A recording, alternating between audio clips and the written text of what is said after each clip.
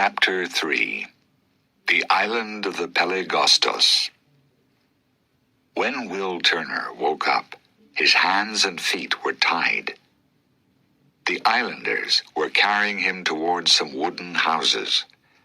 Finally, they put him down in front of a large chair. He looked up and smiled.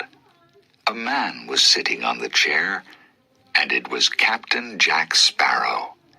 "Jack Sparrow," Will said, "I am very happy to see you." Jack didn't answer. "Jack? Jack, it's me, Will Turner. Tell them to free me." Jack stepped down from his chair and spoke in a strange language. Will suddenly noticed the dead men's bones around the chair. "Jack, listen," Will said. "I need the compass. Elizabeth is in danger.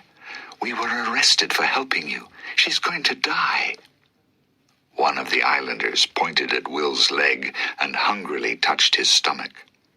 Jack smiled, and the men shouted happily. "No!" Will screamed. "Jack, what did you say to them?" But Jack didn't answer. He climbed back onto his chair and looked over Will's head. The men started to pull Will away. "They're going to prepare me for dinner," he thought. Jack suddenly looked down at Will. "Save me," the captain said quietly out of the corner of his mouth. The men threw Will into a cage full of men, chained to a rocky hill. Some of the sailors from the Black Pearl were prisoners in another cage. "Will, you shouldn't be here," Gibbs greeted him.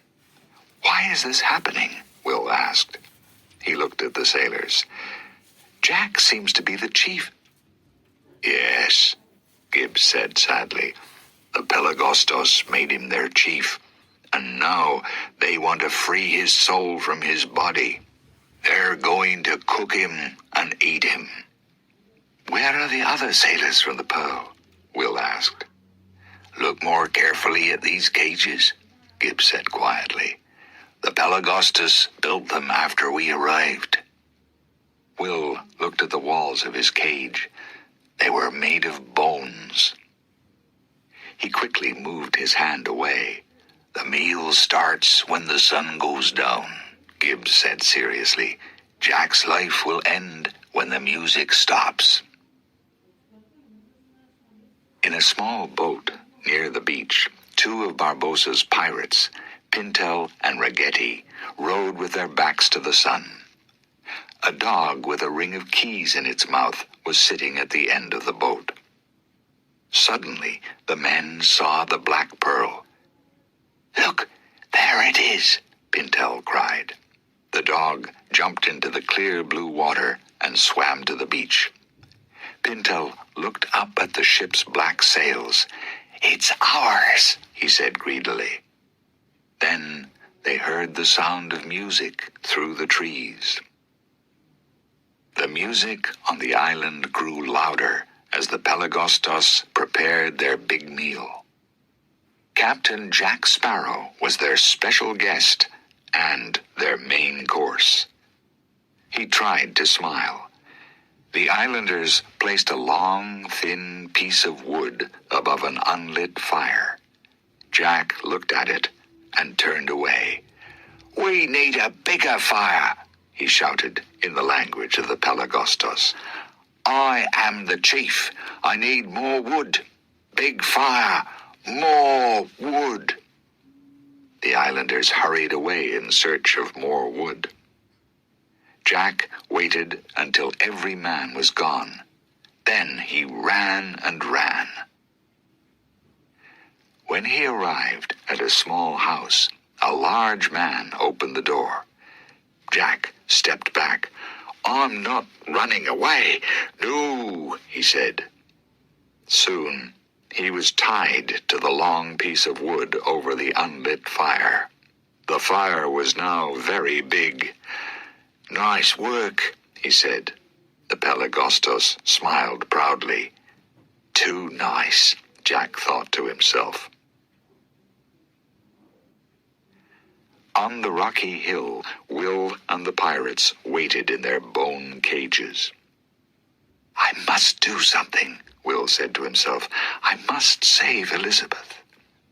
"Try to move your cage," he shouted to the pirates. "Move it toward the rocks. Then put your feet through the holes between the bones and try to climb the hill."